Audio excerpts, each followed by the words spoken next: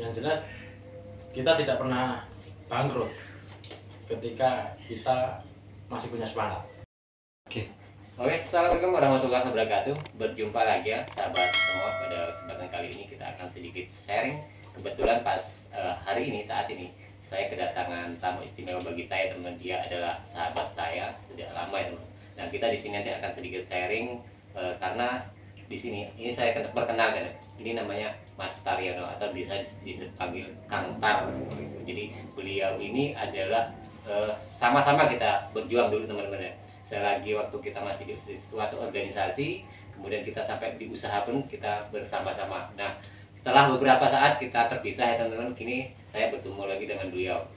Nah, apa yang akan kita bahas tentunya salah satu yang kita tak pernah luput dari bahasan kita adalah tentang usaha odading dan cakwe atau roti goreng, atau kalau di Jogja itu namanya bolang-balik. Nah, nanti kita tanya Mas Taryono sebenarnya bukan orang pedagang awalnya teman-teman. Jadi sekarang itu malah dia terjun ke usaha odading dan cakwe. Nah, Mas Taryono, ini saya akan mempersilahkan ini untuk teman-teman semua ya untuk memperkenalkan dulu ya. Kalau saya kan sudah menjelaskan sedikit. Ini Mas Taryono sekarang itu bergelut di odading dan cakwe teman-teman. Jadi penurunan seperti itu. Tapi apa ya yang menjadikan Mas Taryono ini mau menjadi pedagang kaki lima? Sebenarnya kalau melihat backgroundnya pada saat itu bukan seorang pedagang, apalagi pedagang kaki lima seperti itu. Nah, kita tanya, kita kupas teman-teman. Oke Mas Taryono, apa menurut sampai itu kok bisa menjadi pedagang kaki lima seperti itu?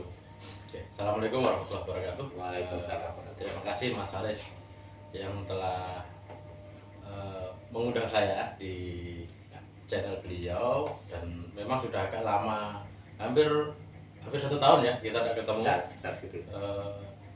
Jadi begini, apa ya, kalau latar belakang saya sih sebenarnya memang bukan pedagang, walaupun dulu orang tua pedagang kecil-kecilan, produksi dan pedagang, selain produsen juga pedagang dulu, orang tua saya. Orang tua ya.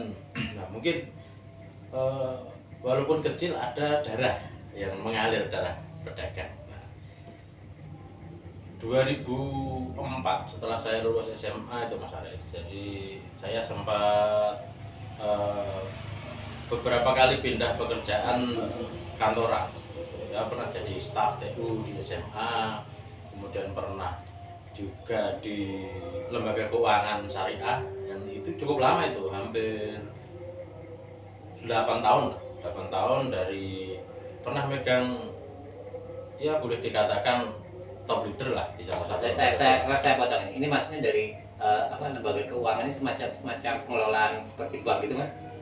Betul, karena itu kalau di Jawa itu Jawa Sumatera itu berkembang yang namanya Baitul Mal wa Tanwil, BMT. Oh, BMT. Yang kalau badan hukumnya koperasi misalnya. Jadi itu khusus untuk menanggulangi merebaknya rentenir waktu itu. Jadi sebagian orang ekonom muslim itu mendirikan melalui IJMI kalau tidak salah, lewat IJMI itu berikhtiar mendirikan lembaga keuangan syariah yang berbadan hukum koperasi. Nah, saya terlibat di dalamnya, bukan di inisiatornya, bukan, cuman sempalannya, rantingnya yang global itu. Tapi itu kan Mas Tar ini berperan langsung menjadi apa istilahnya di dalamnya itu seperti apa ya namanya, pemainnya kan seperti itu kan? Iya, termasuk mendirikan. Mendirikan salah satu lembaga keuangan juga di Magelang dan di Jogja. Waktu itu kita sempat punya berapa cabang ya, 1, 2, 3, 4 cabang. Berarti sudah besar juga ini Mas Endor itu. Saya resign 2013 sebelum pemilu 2014, karena istri kan waktu itu diminta untuk menjadi caleg. Saya resign dari kantor, saya fokus, dan saya diminta bantu salah satu calon anggota DPR RI waktu itu, dan alhamdulillah beliau lolos. Dan setelah itu karena mungkin dinamika politik, jadi saya milih untuk mengasingkan diri. Bukan mengasingkan diri dalam artian saya tidak berbuat apa-apa, tapi saya ingin memilih jalur yang lain. karena dari pergumulan politik itulah saya melihat karena saya hampir setiap minggu itu datang ke desa-desa Mas. Ke desa-desa di berapa kabupaten? 5 kabupaten di sekitar Magelang, Jogja. Magelang, Wonosobo, Temanggung, Magelang Kota, Purworejo. Nah itu 5 kabupaten itu. Jadi aksesnya lebar juga ini Mas ya.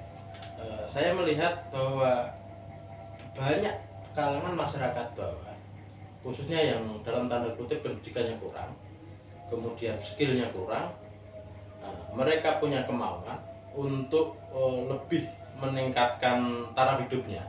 Nah, tapi pemerintah belum mampu menjangkau ke situ. Nah, saya berpikiran bahwa kalau semua orang bergulat di dunia politik, kemudian bergulat di ekonomi yang kelasnya menengah ke atas, siapa yang menyentuh di bawah ini? Akhirnya saya putuskan waktu itu saya berdagang dari Magelang ke mana itu Gerobokan.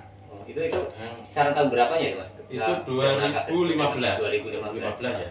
Ketika Mas Haris katanya masih di Gerapak gitu ya. Iya, Magelang masih di Gerapak. Nah, saya sempat mampir ke situ. Nah, itu waktu itu saya mencoba itu, tapi modal habis. Ya kan? Modal habis, dagangan habis, uang nggak kembali kan. Nah, itu pengalaman pertama. Dinamika dalam usaha ya teman-teman. Mas Haryono ini kan kalau kita lihat ceritanya tadi, beliau adalah orang yang biasa manajemen keuangan juga karena pernah mendirikan salah satu BMT di dalamnya juga, kemudian merambah ke dunia dagang ya teman-teman. Nah terus ini Mas, kan Mas Haryono juga kan selain itu juga kan termasuk inisiator dalam organisasi ya seperti itu, bahkan istrinya pun sempat menjadi salah satu caleg ya seperti itu. Dan saya pernah baca profilnya teman-teman, memang kurang beruntung ya. Nah dari situ kan sepertinya Mas Haryono ini mengalami satu hal apa ya yang menurun ya, seperti kalau karena secara sosialnya kelihatan sudah menurun kan. Kalau dari sisi ekonomi ya, ekonomi pribadi keluarga itu menurun ya. Sisi sosialnya juga menurun tajam. Bahkan saya sempat semacam bukan manusia kan gitu, karena mungkin ya ketika maksudnya bukan manusia ini bisa digambarkan sebenarnya Mas, kebiasaan masyarakat kita itu ketika kita dalam kondisi naik di atas kita itu disanjung-sanjung. Banyak orang yang datang sana ke sini minta tolong ini, minta dipertemukan dengan si A si B kan. Karena waktu itu hampir sampai saat ini sebenarnya jaringan itu masih saya rawat gitu. Cuman entah suatu saat kapan ini saya pencet tombol ketika saya memang sudah siap kan gitu. Nah, ketika kita pas jatuh, dimanapun itu masyarakat memandang sebelah mata masyarakat. Jadi yang dulu kita disegani dimonggo-monggokan. Nah, ketika kita jatuh, jangankan datang. Taruhlah kalau waktu itu belum ada SMS bagaimana kabarnya saja, sudah hampir tidak ada kan. Sudah sangat-sangat jauh ya situ Mas ya. Jadi ada banyak Mas dalam perjalanan dalam perjalanan usaha saya kan senang mungkin tipe ya. Saya sama Mas Haris agaknya tipe orangnya memang senang ngerangkul orang, memberdayakan orang. Bagaimana masyarakat yang belum mampu berdiri dalam sisi ekonomi itu bagaimana bisa berkembang bersama. Tapi kan ini kan tidak sesuai, kadang ekspektasi kita itu terlalu tinggi. Nah, kita pinginnya kan sebuah pembinaan kita itu istilahnya ya membantu, artinya membantu ya teman, agar karena kita melihat situasi atau sikon yang pada saat itu mungkin kita mampu ya, kita berusaha untuk membantu, tapi kan tidak tahu ya endingnya seperti itu ya teman-teman. Kadang kita itu dimanfaatkan, karena saya tidak mengatakan bahwa saya itu baik, karena mungkin lebih banyak hal buruknya, lebih banyak hal yang tidak baiknya ketimbang yang baik. Tetapi kan menurut kita sendiri, kita sudah berusaha untuk berbuat baik kepada sesama, kepada teman kita. Kadang teman yang kita angkat ini karena mungkin pengen sesuatu yang lebih. Akhirnya kita yang seharusnya kita sudah, kalau kita nolong orang itu tidak ada apa-apa. Tidak ada apa-apa. Memanfaatkan itu akhirnya menjegal kita, kemudian difitnah dan macam-macam kan gitu. Nah itu sudah saya alami ya. dipinah bawa uang, korupsi, pernah sertifikat saya dipinjam oleh sebuah lembaga ini, Iya, iya. dipinjam sertifikat orang tua itu, dipinjam untuk usaha. Usaha waktu itu saya tidak sebutkan usaha lah, dan saya tidak mau menyebutkan lembaganya. Kalau perhitungan saya ketika waktu itu kan sudah tidak dinamis lah, karena mungkin kelihatan sudah mulai produksinya sudah banyak, sudah mulai berkembang dengan berarti. Berkembang, produksi sudah banyak, kemudian kok suasana tidak bagus ini. Iya. Akhirnya daripada saya tipe orang yang tidak mau berkonflik gitu, berkonflik dengan teman sendiri. Iya. Akhirnya saya milih mundur, dan waktu itu saya langsung pergi ke Papua dengan asumsi saya. Waktu itu pinjaman senilai 75 juta,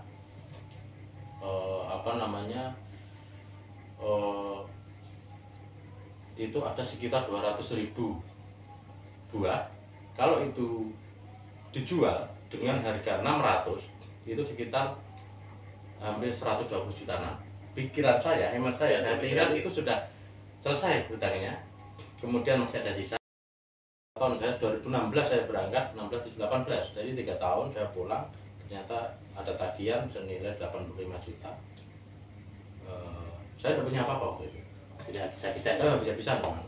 Karena di Papua juga saya baru mulai merintis ya.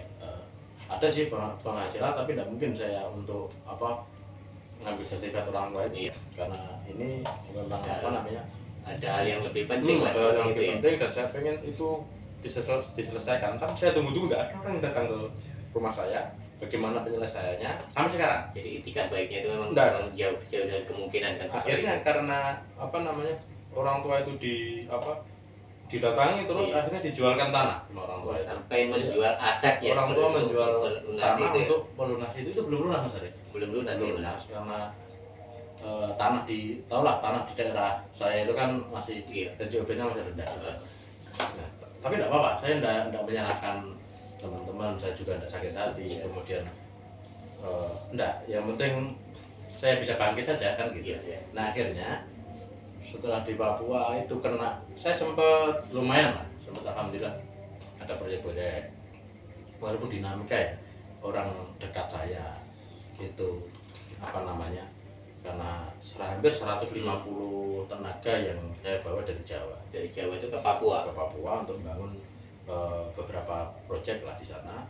Nah, partner saya orang dekat, dan itu sebenarnya orang yang saya percaya.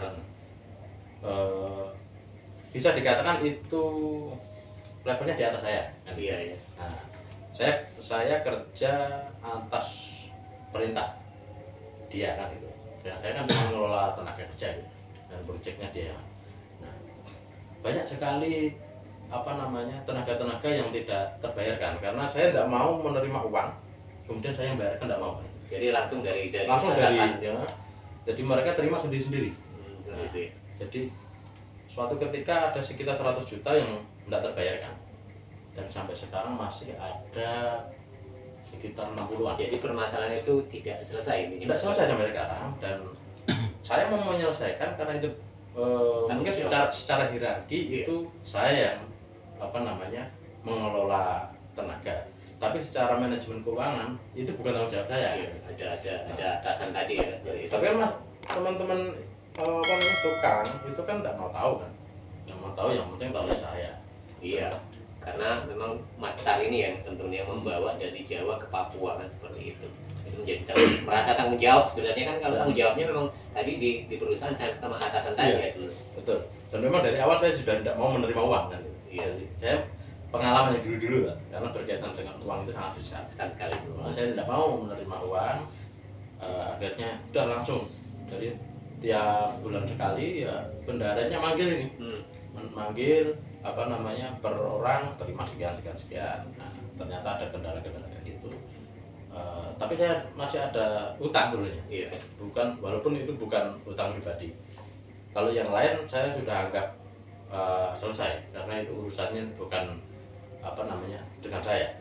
Tapi ada satu yang masih saudara. Masih ada sekitar 16 juta sekian. 16 juta. Dan itu walaupun saya yang bukan bukan pemakainya, tidak menggunakan, karena saya sebagai yang di penjamin saja. Iya. Akhirnya ya udah itu menjadi tanggung saya sekitar 16 itu. Ini Mas Taryono ini yang menanggung yang dari Ya. sisanya ini 16 juta ini tadi. Ya, yang 16 itu saya tanggung itu. Jadi belum selesai sampai sekarang. Tapi saya masih komitmen. Jadi kalau saya komitmen saya sampaikan di podcastnya Mas Aris ini. Karena mudah-mudahan lah tahun-tahun depan saya bisa menyelesaikan itu. Karena saya ini baru membangun usaha yang kembali ya. Nah, jadi saya mau tahu jadi seperti ini teman-teman. Sebenarnya saya ketemu Mas Taryono ini kan pas sekitar tahun 2015 dulu ya. Kita sama-sama di ya ini saya jujur teman-teman ya. Saya dan Mas Taryono masuk salah satu partai lah seperti dikatakan seperti itu, menjadi pengurus. Saat itu tidak saya sebutkan partai apa. Nah, di situ saya ketemu dan di sini saya membacanya karena kan banyak koneksi ya kita. Memang Mas Tar ini sendiri ya mengalami jatuh bangun, dan yang tidak kapok-kapoknya ya mungkin sama seperti itu. Yaitu bahasanya itu kalau dimanfaatin orang ya salah juga, tetapi banyak orang itu ketika kita belajar untuk menjadi baik, banyak sekali yang datang seperti itu dan memanfaatkan kebaikan-kebaikan kita kan seperti itu contohnya seperti itu Mas. Nah sekarang akhirnya Mas Taryono dengan pengalaman tadi yang sudah jatuh bangun, artinya kan bukan hanya satu titik, apa saja dari pertama dari pernah mengajar kan seperti itu ya Mas, seperti itu, kemudian di lembaga keuangan, kemudian terjun ke dunia politik, terus itu pernah dagang juga ya, konstruksi juga. Nah konstruksi apalagi dia masa kasarnya bangunan ya seperti itu, bangunan. Dia sendiri istilahnya sebagai orang apa ya di situ sebagai motoriknya ya, sebagai motoriknya kan situ kan. Ada contoh. Saya belajar di dunia konstruksi itu memang saya pertama kali terjun sebagai kuli bangunan Mas Ari. Pertama dari kuli mulai bangunan. dari saya terjunnya bebas. Terjun bebas. Oh. Kalau di Jawa loh, saya malu. Ini baru saya sampaikan sekarang. Saya ke Papua. Mau apa ini? Salah satu cara tercepat. Saya berpikir logis dan berpikir cepat ya. Cara cepat mendapatkan uang itu jadi kuli bangunan. Berarti datang ke Papua itu hanya untuk jadi kuli bangunan. Untuk jadi kuli bangunan, untuk menyelamatkan keluarga dulu, anak istri saya dulu. Iya. Waktu itu saya harian kalau di Jawa kan masih 65 ya. Iya, Dan saya gitu ya. malu kalau di Jawa kan. Di Jawa itu malu. Akhirnya saya ke Papua, saya terjun jadi kuli bangunan, terus nekat bismillah. Berapa tuh gajinya Mas kalau di Papua saat itu? Kuli bangunan 150. Nah, 150.000 itu saya helper atau ya? Helper ya? Helper loh, bukan tukang. Iya. Jadi tukang ada semen, tukang itu, tukang angkat-angkat. Jadi waktu itu saya kayak karena dalam sejarah hidup saya, setelah saya itu lepas dari sekolah, pekerjaan paling berat itu kuli bangunan. Nah, tapi dari itu saya bisa merasakan betapa beratnya memang. Nah itu alhamdulillah saya cuma dari 1 bulan Mas Aris. Dan 1 bulan pertama saya kuli bangunan, kemudian saya itu orang yang cepat belajar, melihat orang pasang keramik saya tidak langsung bisa. Orang pasang batu bata saya lihat langsung bisa. Apalagi kalau ukur-ukur kan karena biasa kita tiap harinya akuntansi ya, akuntansi perbankan. Hitung-hitungan itu saya anggap sepele lah. Dan ada ini bukan kepala tukang sih, pimpronya, semacam mandor itu bukan pimpro itu pimpinan apa? Pimpronya pelaksananya ya, pelaksananya itu minta dihitungkan RAB bangunan. RAB itu apa Mas? Rencana anggaran belanja untuk bangunan. Saya tidak tahu Mas. Baru kali ini saya diminta untuk bikin RAB. Bingung. Saya tidak kurang akal. Saya pakai tentukan, tolong dihitungkan, dan saya lihat diajari, dia hitung, saya sodorkan, oke. Nah ternyata belum tentu orang yang punya posisi itu bisa menghitung kayak gitu. Iya. Nah, akhirnya saya dipercayalah itu, dan pertama, Mas bisa cari tenaga lagi 30 orang. Oh bisa, saya cari. Bisa 60, bisa sampai. Jadi terus itu ya. Terus dari awal dari apa tadi namanya RAB tadi, kemudian dipercaya untuk mencari tambahan karyawan ya. Iya, hampir 200, lebih dari 100, hampir 200 orang. Datangnya dari Jawa semua. Dibawa ke Papua. Itu tapi titik apa namanya poinnya bahwa saya itu terjun bebas dari manajer lembaga keuangan jadi kuli bangunan. Iya. Itu. Jadi untuk teman-teman, ketika kita dalam posisi terjepit ekonomi, satu jangan gengsi. Kalau kita gengsi, bagaimana cara mengatasi apa namanya malu itu? mengalahkan gengsinya. Sebuah emosi lah. Kalau kita malu di kampung kita ya harus keluar. Nah, kalau kita keluar kampung orang nggak tahu, loh kita mau kerja apapun yang penting halal, orang nggak tahu kita itu siapa. Di sana juga orang nggak tahu saya itu siapa. Akhirnya kok ini cepat sekali komunikasi dengan kepala dinas, dengan bupati, bahkan dengan jabatan-jabatan di Depok gubernur, kok cepat sekali. Akhirnya dipercaya dan akhirnya terakhir saya dapat di apa nih di Newport di Jayapura terakhir itu. Nah itu enggak sukses itu. Saya harus bayar apa namanya harus bayar tenaga, tapi alhamdulillah selesai karena tidak terbayar. Nah, karena di dunia proyek itu sangat banyak mafianya dari situ, makanya saya berniat Bismillah, saya yang penting bisa keluar dari sini, dari dunia, dari circle itu ya, dari lingkaran itu ya. Akhirnya saya sampai sini Mas Aris kontak-kontak kita kontak-kontak sengaja itu. Nah ini kan saya kontak Mas ya. Nah ini kan kita sudah mendengarkan teman-teman dari awal Mas Taryono ini cerita, kemudian dari yang terakhir kemarin sebenarnya sudah bermain di proyek, artinya kan seperti itu Mas ya, sudah bermain di sebuah proyek besar, terus kemudian dia sekarang meninggalkan itu, artinya orang yang pernah di atas kemudian jatuh bangun lagi, nah kemudian menghadapi hal yang sudah aman, artinya kan kalau di dunia proyek itu teman-teman sudah ada link ya, artinya sudah ada relasi lah seperti itu. Nah sekarang beliau ya sekarang menjadi pedagang kaki lima, itu yang tidak semua orang itu mau ya teman-teman seperti itu. Nah ini dasar apa Mas kemudian kok sekarang tuh malah justru mau menjadi seorang pedagang kaki lima yang dulu kan belum pernah usaha di kuliner nih. Dulu orang-orang yang konseptor, dia kan adalah konseptor ya teman, di organisasi, di politik kan seperti itu, kemudian di lembaga kan seperti itu kan menjadi konseptor. Nah sekarang terjun langsung menjadi pedagang kaki lima. Nah itu apa sih Mas yang menjadikan sampai itu kok senekat itu gitu seperti itu? Jadi pertama saya nggak sengaja itu. Tidak sengaja lihat YouTube dan nonton YouTube. Memang saya sudah termotivasi untuk saya itu harus bisa mandiri, dalam arti saya tidak ketergantungan dengan orang lain. Pekerjaan saya harus tidak tergantung dengan orang, karena resiko itu meminimalisir resiko dari pengalaman yang kemarin. Akhirnya saya nonton lah apa namanya motivator dari Bob Sadino, terus kan Dewa Eka Prayoga, itu satu bangunnya usaha. Saya tidak mencari bagaimana kiat sukses usaha, enggak. Saya cuma mencari orang-orang yang jatuh bangun kemudian dia bangkit. Nah, saya cuma pengen bagaimana caranya bangkit, bukan bagaimana caranya sukses, enggak. Kalau sukses itu kan proses. Nah, orang-orang itu mengapa kok tidak menyerah, mengapa mereka kok bisa apa namanya dari nol, bukan dari nol, dari minus bisa bangkit. Bagaimana mereka menghilangkan apa namanya rasa minder karena sudah terlanjur jatuh, tidak dianggap oleh teman, tetangga, bahkan kadang keluarga sendiri tidak mau apa namanya, sudah tidak peduli. Tidak peduli. Saya belajar dari situ. Ternyata saya tidak sendiri. Banyak sekali orang-orang yang jauh lebih parah dari saya jatuhnya. Sekarang kan setelah Mas Taryono ini menghadapi lika-liku ya teman-teman, jatuh bangunnya.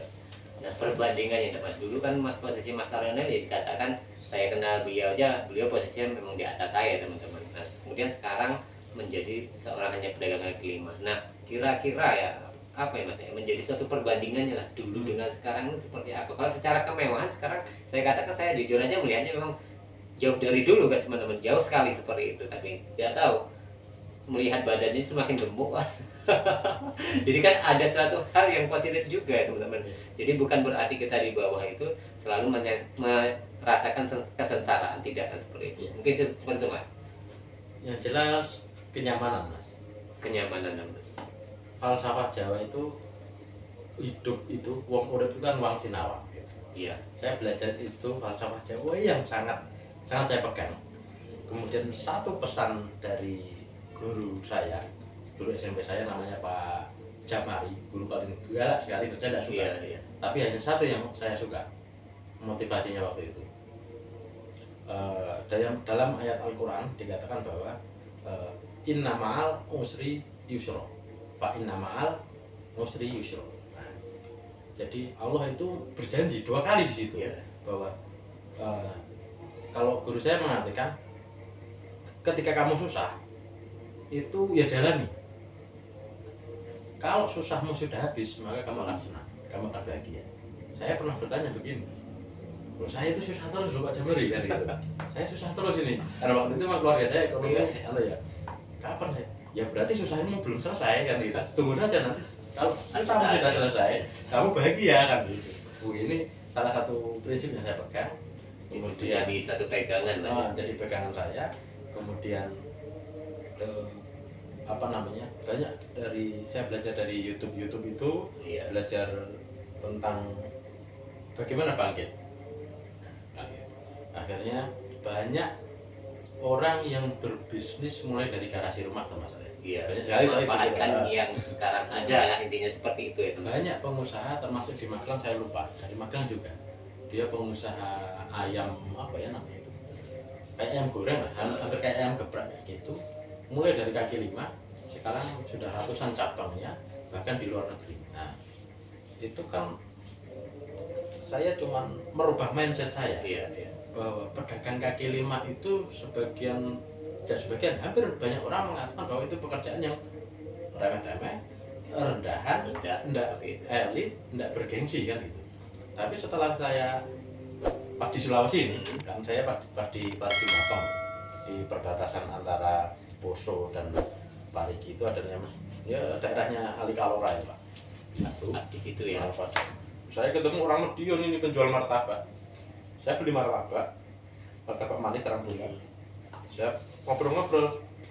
Habis berapa Pak sehari? Berapa kilo? Berapa biji kan gitu. Menggali ya. Saya Mulai hitung, menggali. dia mulai jualan habis asar sekitar jam 4 sampai jam 10 malam. 5, 6, 7, 8, 6 jam. Ya, sekitar 6 jam. 6 jam. Pendapatan dia 700.000 ini kotor. Kalau saya asumsikan 50% saja sudah 350.000 bersih. Dia kerja 6 jam. Kerjanya tidak panas-panas, ya, tidak berat. 350.000. Kalau dikalikan 1 bulan, banyak juga ya bilang gitu. Nah, terus akhirnya saya lanjutkan kontak sama Mas Aris itu toh. Iya. Karena Mas Aris saya belajar kan gitu toh. Belajar ini. Tidak malu kah Mas? Tidak malu kok, mau kah? Ngopeni uang receh 500.000. Enggak, saya mau belajar kan gitu. Nah, jadi gini teman-teman ya, Mas Aryan ini dalam posisi kerja. Saya memang jarang komunikasi, pas itu saya komunikasi. Saya pernah menawarkan juga kan Mas Aryan pengen berubah haluan. Cuma memang beliau berniat ya untuk jualan udading ini. Saya kan hanya mikirnya seperti ini teman-teman. Mas Tari ini kan sudah kita simak dari cerita yang tadi kan. Tidak mungkin lah untuk ngopeni bahasanya kan seperti ngurusi uang yang hanya 1.000, 2.000, 5.000. Saya berpikir seperti itu, bahkan saya tantang seperti itu. Tapi ternyata beliau sudah mantap di situ ya teman. Akhirnya sekarang terbukti beliau menjadi seorang pedagang kaki 5. Nah, ini terus sekarang ini kan sudah berjalan Mas ya. Alhamdulillah sudah. Sudah kan? 1 tahun lebih. 1 tahun bulan November kemarin. Nah, sudah 1 tahun lebih. Jadi Sangatta itu kan kemarin sudah sempat buka juga dan terus sudah membawa orang juga dari sana. Alhamdulillah ya seperti itu ya teman-teman. Nah, kemudian sekarang Mas, ini kan karena waktu kita juga yang terbatas, jadi kesan dan pesannya ini Mas. Kira-kira kalau sekarang sudah terbukti bahwa Mas Taryono dulu dari secara sosial stratanya seperti itu beda jauh dengan sekarang, dia mau melakukan sebagai pedagang kaki 5, terutama pedagang udading dan cakwe. Nah, kesannya apa ini Mas? Untuk pesan buat teman-teman yang baru jatuh posisi di bawah, yang jelas kita tidak pernah bangkrut ketika kita masih punya semangat Ya, intinya itu semangat. Kita tidak pernah rugi atau bangkrut ketika kita sudah punya semangat. Tidak pernah rugi dan bangkrut kalau kita masih punya semangat. Jadi lakukan apa yang bisa kita lakukan, walaupun itu hal yang tidak dipandang oleh masyarakat. Iya, walaupun dianggap remeh ya Jadi teman-teman begini. seperti itu. November itu kan kita punya satu outlet ya. Iya, Kemudian saya proyeksikan setahun itu kan 5. Memang dari teman-teman mengatakan bahwa saya itu ambisius. Memang Iya. saya ambisius. Jadi ketika saya sudah terjun saya all out kan. iya, Jadi waktu itu kan kita punya 1 Desember sampai hampir 1 tahun ini kok belum berkembang. Ya paksakan lah saya bawa teman. Nah sekarang di sana ada 3 misalnya. Nah, 3 outlet walaupun penghasilannya masih minim lah, tapi alhamdulillah sudah Mas. menunjukkan perkembangan Iya. ya. Dan di sini 1, di Samarinda 1, berarti kan 4. Iya, Proyeksi saya nanti mudah-mudahan lah di tahun depan itu sudah 5. bisa berkembang lagi Iya. ya Mas. Kalau 5, kemudian saya baru mau ekspansi ke Jawa, ke Lampung, ke Iya. Sumatera. Insya Allah begitu, mudah-mudahan doakan. Yang penting jangan putus asa. Nah itu teman-teman, jadi bagi teman-teman semua yang mengalami jatuh bangun apalagi sekarang di bawah, teman-teman jangan pernah takut, jangan pernah merasa diri kita paling hina seperti itu. Tetap semangat. Ada salah satu teman kita yang Mas Taryono yang saya juga cukup lama mengenal beliau dan sekarang akhirnya dia mau untuk berdagang Odading Cakwe. Jadi seperti itu. Terima kasih Mas ya atas motivasi dan saran-sarannya, pesannya ini menjadi satu pembelajaran bagi kita semua. Saya juga merasakan hal-hal yang seperti itu. Yang penting kita punya semangat. Oke teman-teman, itu saja Mas yang bisa kita sharingkan pada teman-teman. Jangan pernah bosan ya teman-teman untuk menyaksikan tayangan-tayangan kita dan bagaimana nanti perkembangan berikutnya. Oke teman-teman, kita berjumpa lagi di tayangan dan video selanjutnya.